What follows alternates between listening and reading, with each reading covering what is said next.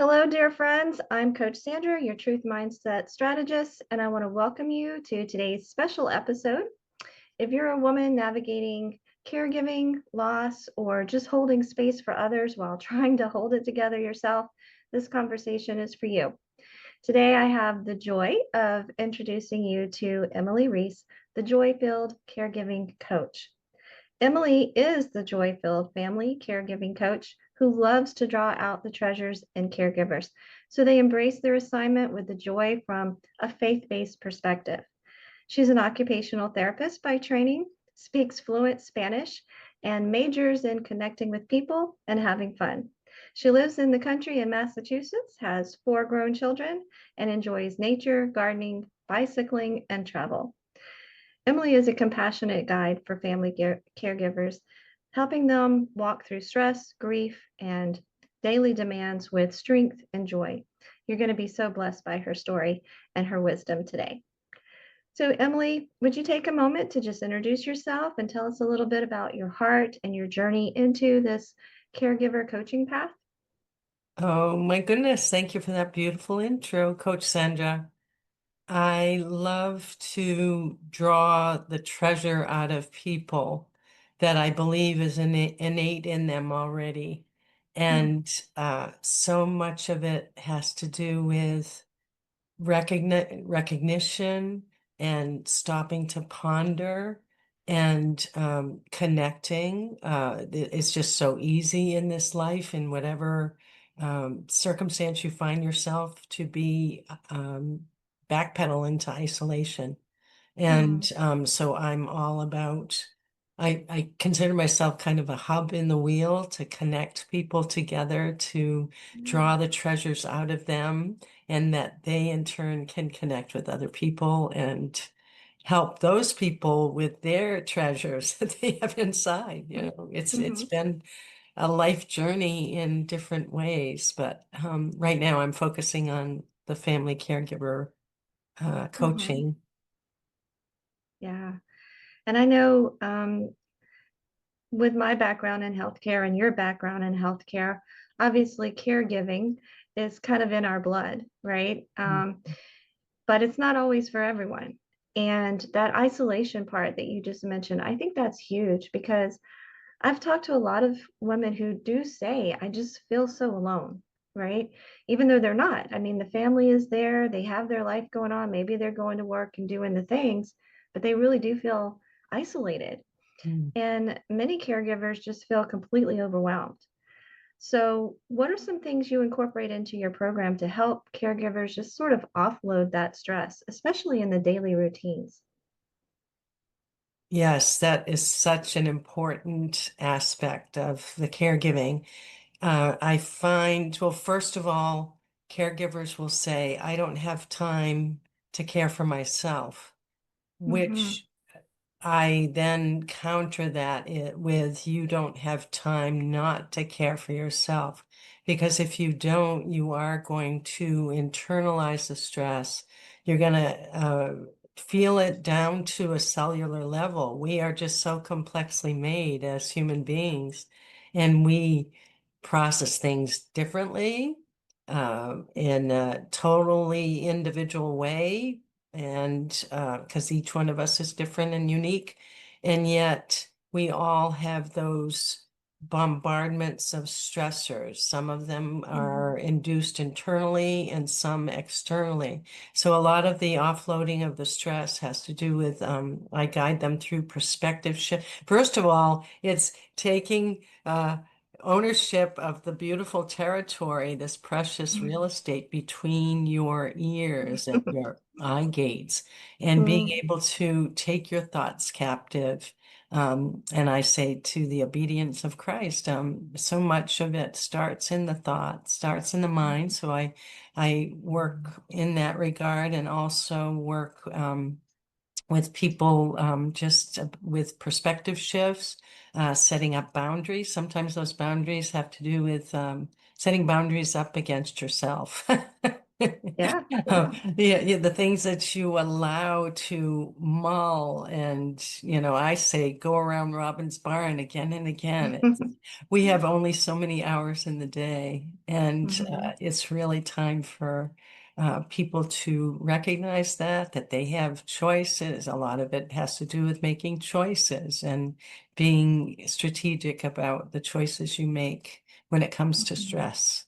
Um, Another is tending to the garden of your own heart, staying in your own lane, realizing that you can control your life if you have the faith to invite God in to Mm, to lead that journey versus trying to manage other people's lives and totally missing it tending to what's going on inside. So that's huge. I think mhm. that was a big stressor for me.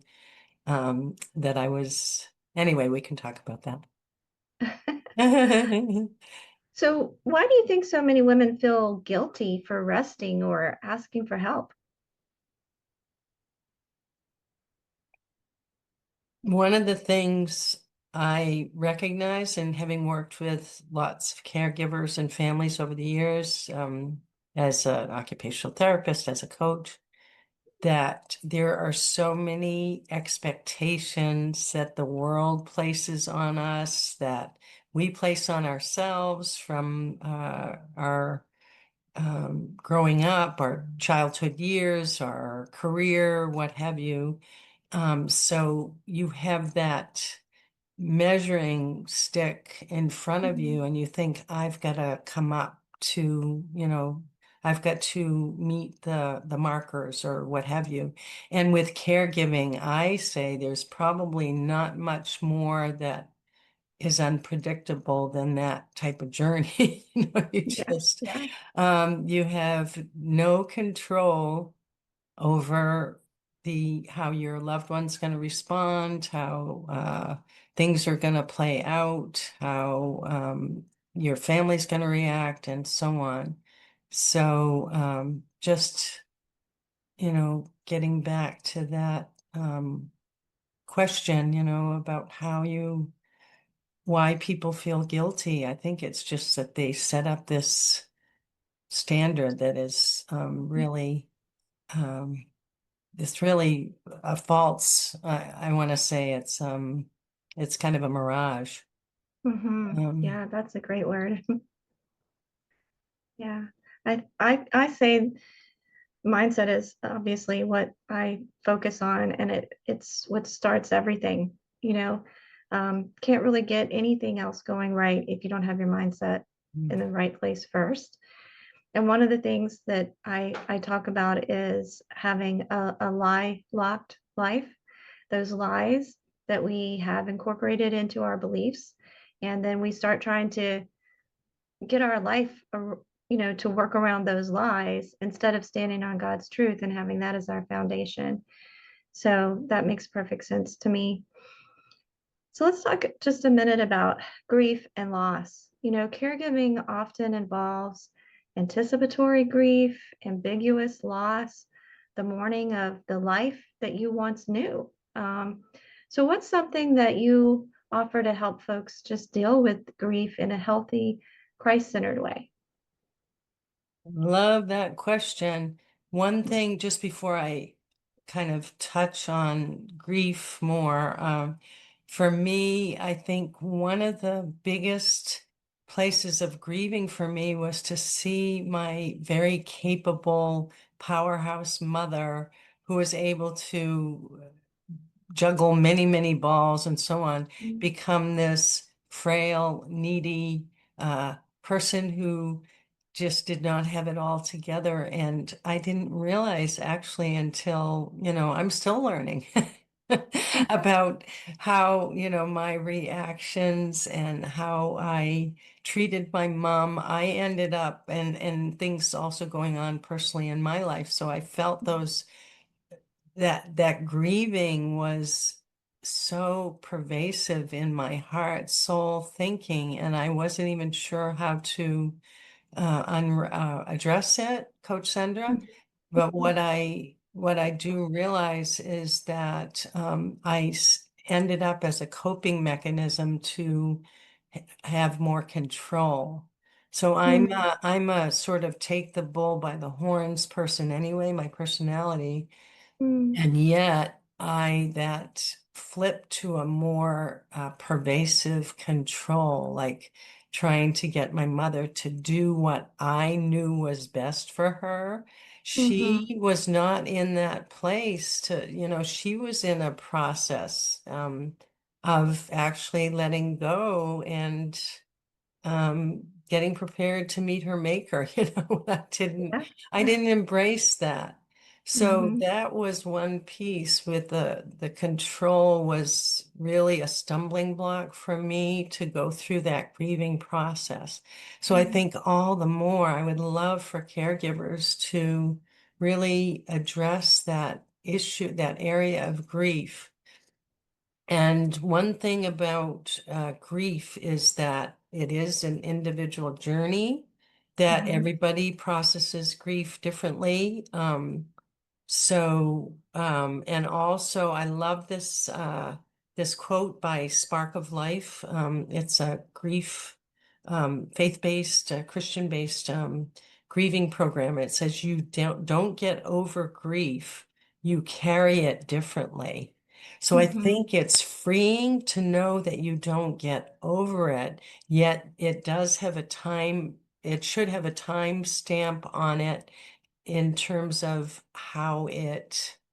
um, how it defines your decisions, Coach Sandra.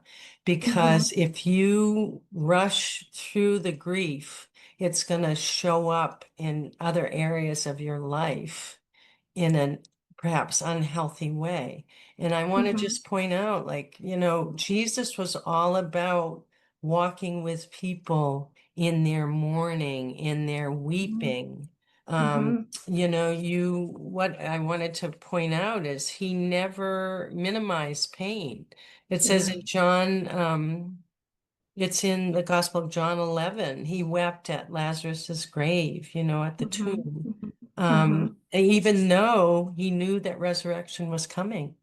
So he modeled that grief for us. It manifested differently in Jesus than it would you or me. So that is the type of God that we serve. It's someone who is willing to sit with us in our sorrow, help us Mhm. to process it in a way that is healthy for each of us as an individual and not to rush the process.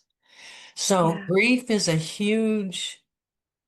it's a huge ball of wax, and it's so Mhm. important to address because that can be, it can become, I say, an idol in your life, and a stumbling block, such that that becomes the core around which you view the Mhm. world. Mhm. And it also prevents you from stepping into joy and really holding the truth that the joy of the Lord is your strength. So if Mhm. you're continually in a grief place and holding that up as your measure, as your all, it's antithetical. It's not going to allow you to operate in the joy of the Lord as your strength. Yeah. Wow, that's powerful, Emily. I don't know if ever I've heard anyone mention it like that. Like, don't let grief be your idol. That's very powerful. I think people can really think about that and say, yeah, is that what I'm doing? Am I making that the center of my world? Because it's easy to do that. So Mm, I can see that. And I also love that you brought up the story of Lazarus because I think there's so much that we can learn from when Jesus went back there. mm. And yes, he knew exactly what was going to happen. It was no That surprise to deep, him. He knew what he was going to do. that deep compassion, that deep, deep compassion, that Yeah, he had. Yeah, yeah. And yeah. he It just, he cried as an example, but he cried also because he knew that's what Mary needed, right? When Martha came to him, he didn't weep then. He talked to her, right? And Mm. I think that that also shows us something very important because we all grieve differently, and that's okay. We don't have to grieve the same way. Martha wanted to talk to him, and he talked to her. And Mary wanted to cry, and he cried. So I think that's also very powerful. And it also makes me think of Psalm 34:18. The Lord is nigh unto them that are of a broken heart, and saveth such as be of a contrite spirit. Sometimes grief is quiet and lingering. And I think that verse, it just reminds us that even when we can't put our pain into words, the Lord comes near, He sees, He knows, and He stays. Like He's there. Even if you don't feel Him there, or, even if you're trying to carry it all on your own, He's still there and He's helping you carry it, whether you recognize it or not. I think it reminds caregivers that the Lord is not distant in our sorrow and He does draw near to us, and He is bringing that rescue to us when we do feel overwhelmed. So thanks for bringing all of that up. That's beautiful. All of And what you said was great. Yeah. yeah, and the fact that you walked this journey personally, could you share a couple of more of the valuable lessons that you learned and lessons that offer light to your caregiving and the people that you're talking to today about it? Mm. One area of tremendous growth, and I'm still growing in this, is humility and realizing that I think a lot of caregivers think that they're the only one. I was Mhm, the tag you're it of the five kids, the most uh, logical answer for mhm, the one to live with my mother. I lived with her under her roof for 3.5 years in her home. So it was a different dynamic than having her live under our roof.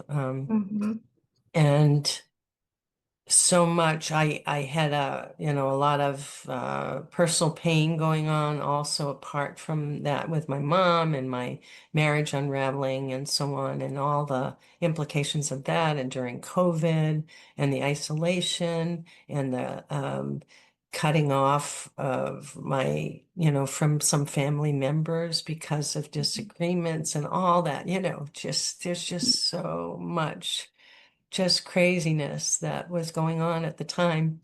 And I think the biggest uh, kind of touch point for me was this was pivotal for me that my sister would come over for date night. She was a very busy mhm, physician, and she would come on Friday night and bring her dogs and just want to have a time with my mom to just unwind and just enjoy. She didn't really care. She didn't, she just would give my mom whatever she mhm, wanted to feed her. And I mhm, took offense at that and thinking, here I'm trying to keep mom healthy and you're feeding her ice mhm, cream and chips and whatever, it doesn't matter, and the slobby dogs. And so just that whole issue.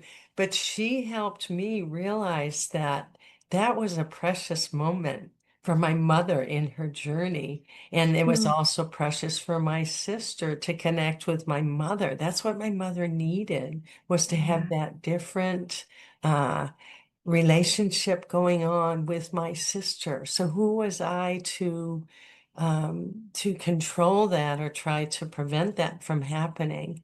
So that to me was just huge when I humbled myself and realized, boy, my sister just taught me so many beautiful lessons here. And it's something that I Mhm, can incorporate into my coaching with um, my clients. mhm, And and also just humbling myself and telling my mom what to do as she was going down the walkway to the adult day health and trying to control her, and the bus driver being oh so patient and oh so loving towards my mother and speaking mhm, up. And it's like, whoa.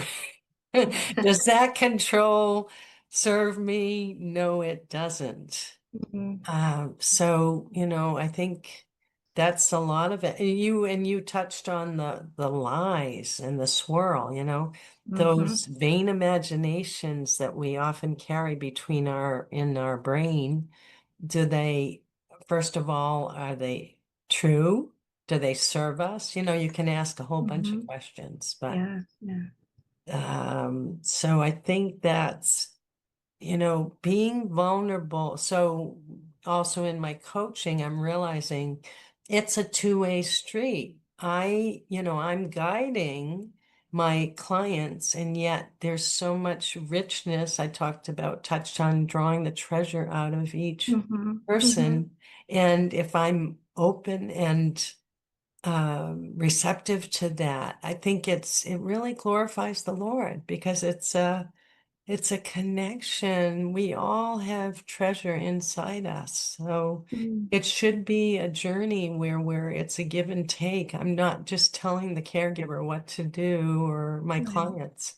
It's a guiding, it's trying to draw out aha moments in them and Mm-hmm. also provide some action steps that they're going to own. Yeah. So it has Yeah. to be, as again, you can't, that saying, you can bring a horse to water, but you can't make it drink. And you Yeah. know that Yeah. firsthand in what you do, Coach Sandra, with your Yeah. animal rescue. Mm. Yeah, that's important. We have to think about what we're carrying, and are we carrying too much, and what are we doing, and Isaiah 53:4 says, surely he hath borne our griefs and carried our sorrows. That encourages us to know that he Jesus is not only saving us, but he's also suffering with us. And it's deeply comforting to know our grief has been carried by him. We don't have to walk through these demanding times alone. He's carrying the heavy part for us to bear. And he's also familiar with all the pressures that we feel because he felt everything. So he doesn't ask us to carry it by ourselves. And I love the phrase aha moments, those unexpected revelations that change how we see everything. Can you share a few of those insights from your journey in the coaching with family caregivers? Like, what are some of these aha moments that people have discovered? Mm. I think a lot of the aha moments have to do with how they're sitting with their thoughts, what they're allowing to, what they're carrying in their precious real estate. Each one of us, Mm, our bodies are the temple of the Holy Spirit. And we can carry those lies that you allude to and in different ways. We can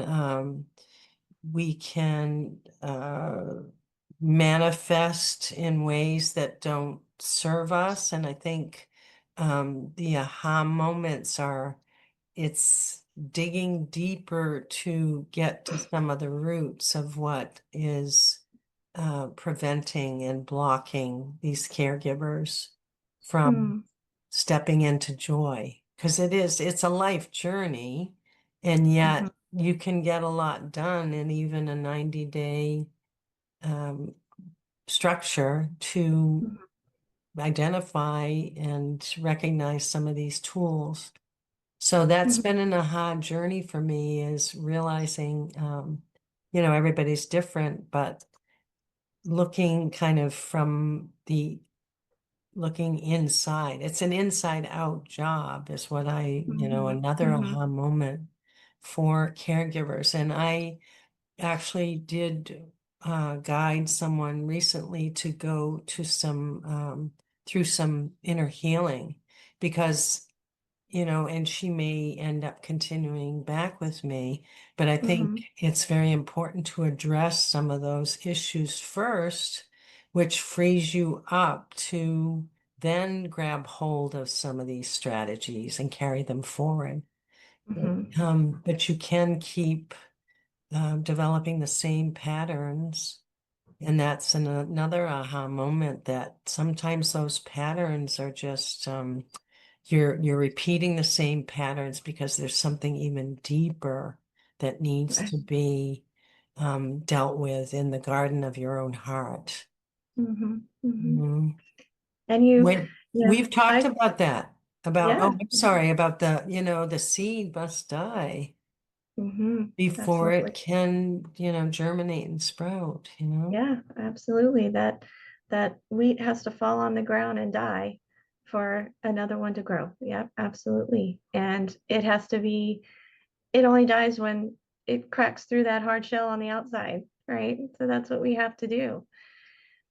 And so I call myself the truth and mindset strategist, and you call yourself the joy-filled caregiving coach. And that is such a beautiful and bold title. How do you guide caregivers to step into joy even when life feels so heavy? Mm.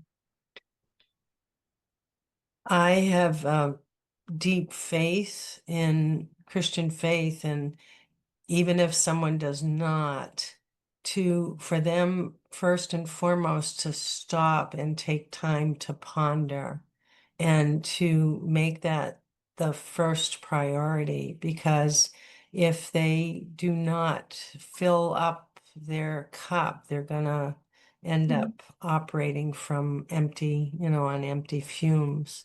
So Mm-hmm. that is a huge one.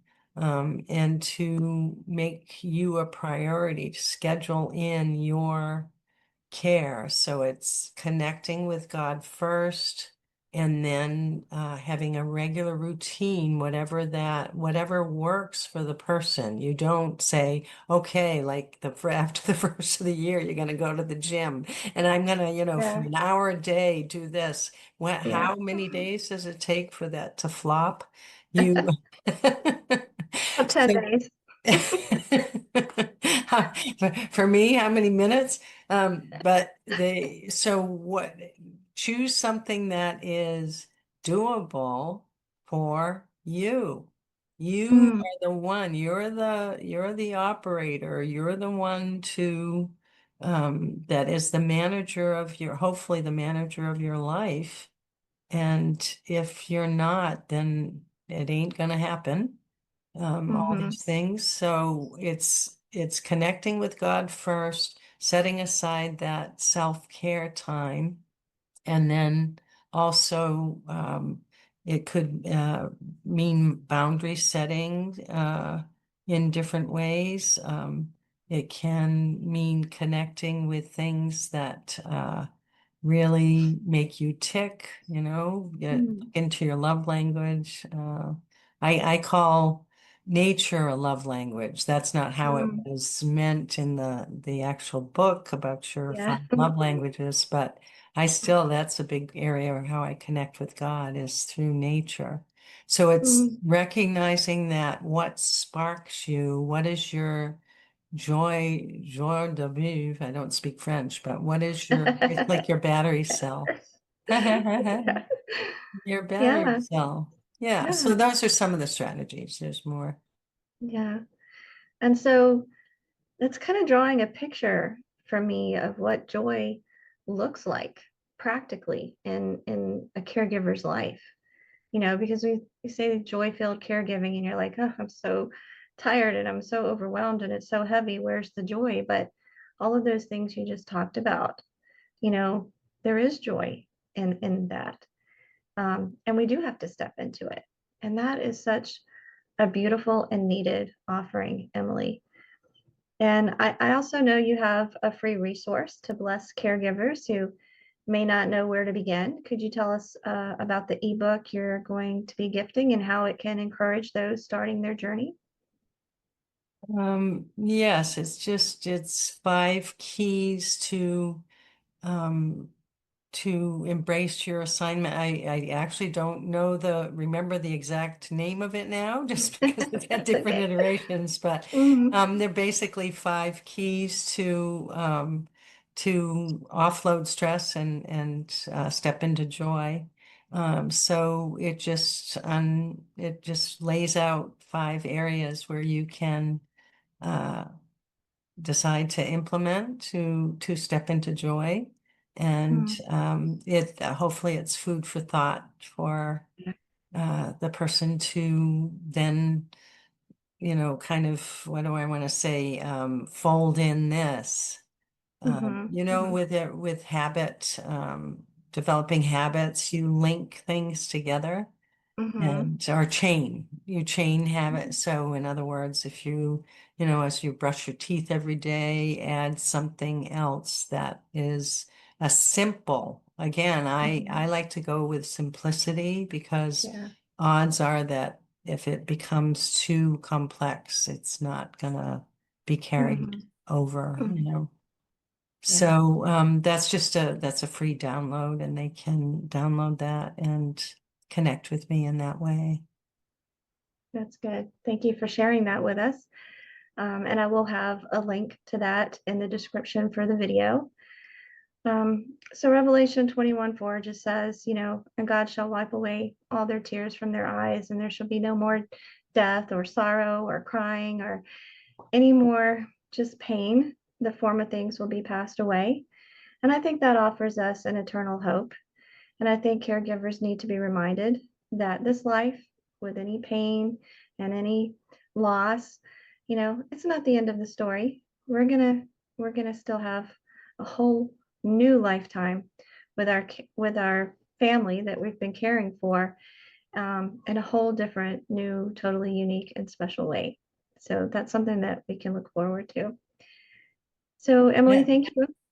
I Yeah. just want to say that I had was remiss in mentioning that verse because then that does tie in beautifully with in Psalm 35 where it says, "Weeping may endure for the night, but joy Mhm. comes in the morning." So that does remind us there's a timestamp to it. Yes. It doesn't mean that we can't sit in that for a while and process it in a healthy way, but Hmm. there is joy.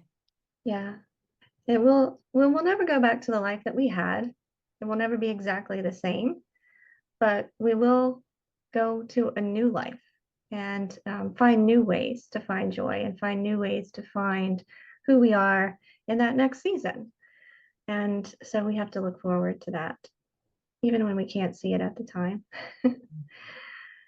So thank you for your heart and your honesty. I know many women watching today will want to know how to connect with you. So where can we find you and learn more about your programs?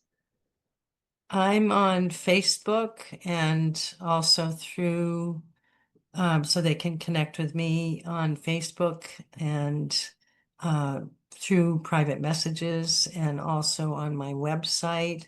It's emilyreescare.com. Emily Rees, EMILYREES, no E on the end, REES care.com. And right now it's linked with Joyfilled Caregiving.com. So those are two really great ways to connect with me. Okay, and I'm going to put those links in the video description too, so they'll be right there for people to find. And friends, don't forget, Emily has generously offered that free downloadable ebook. It's designed to bless and equip family caregivers with encouragement and practical tips and joy. That will be there. So if you're a caregiver or if you love one, know this: you're not alone. God sees you, and your faithfulness matters. You're not forgotten in this chaos. You are still deeply loved. Ladies, if this conversation blessed you, please like and comment and share. And don't forget to subscribe to Life Coach for Ladies YouTube channel. Emily helps overwhelmed family caregivers conquer stress, ignite their passion and purpose, and tap into creative solutions so they can embrace their assignment with joy. If that speaks to you, please see the description for this video and contact her. Thank you again, Emily. May the Lord continue to bless the work of your hands. Oh, thank you so much. Yeah. So, ladies, until next time, remember Proverbs 31:25. Strength and honor are her clothing, and she shall rejoice in the time to come. Be blessed.